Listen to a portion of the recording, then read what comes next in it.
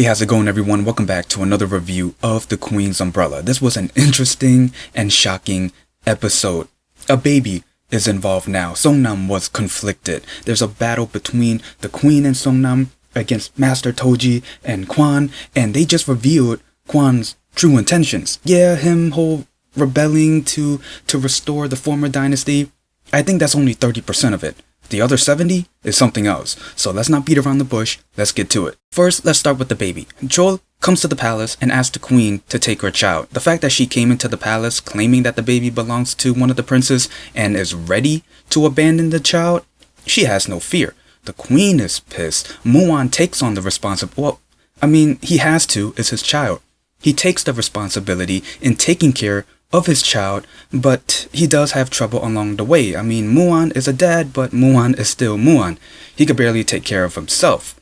And we see him trying to not have the baby cry so much. But of course, here comes his mom taking care of everything. And MuAn does learn from this. And then later, we actually got to see what happened when Chol was trying to abandon the baby. Now, she was ready to do it. But what she wasn't ready for was to never see her child again, and the queen made sure she emphasized on that. The moment she takes the baby, she's gone. But instead of doing that, the queen made her a maid, which the greatest decision ever. That way, she can see her child and take care of her. The queen just continues to be the greatest character in this drama, and you're gonna hear this a lot up until the drama ends. Now, just to get this out of the way, SeongNam was conflicted, pretty much. He was stuck between the girl he likes and grandma's choice becoming his wife. The dude was on full alert 24/7. The fact that he knew that grandma's servant had eyes on him. The fact that he saw Chonga telling grandma not to worry, which did not leave a good impression given the situation. Now, correct me if I'm wrong, please. When Chonga went to the queen and asked her what was up with SeongNam, did she, maybe, told the queen to set up a sex date with her son? Here's the thing.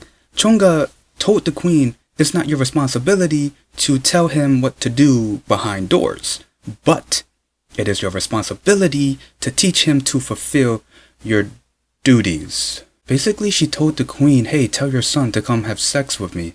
She's my kind of girl. But then soon, SeongNam finds out that it was his mom who actually chose Chonga, so it's all good, and the two actually became close. Physically.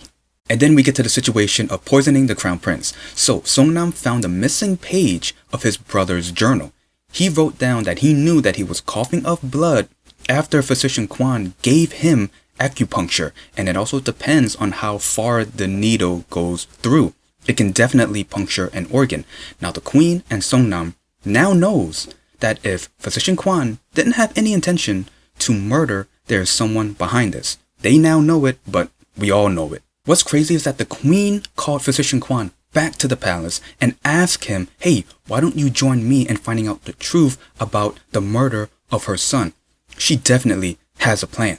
But it kind of backfires because when the queen was comparing the prescription that was used before and now written by physician Yu, aka Master Toji, she found out that there were two ingredients that were missing. Now it's time to find Master Toji, which SeongNam found him pretty quickly too. And Master Toji was like, I had nothing to do with the whole poison thing. I was the one that examined the former crown prince Tae's body after he died, and the late king was there seeing the whole process. So he was trying to make SeongNam trust him, but we find out it was all a plan. He was using himself as bait. So this back and forth between the queen and SeongNam and Master Toji and physician Kwan, it's a real battle because they know. I hope that makes sense. But the situation does not stop there. Remember, physician Kwan and Master Toji are rebelling. So they asked UiSeong to join them. At first, they were trying to blackmail him, the fact that he killed an innocent civilian to try to be the crown prince.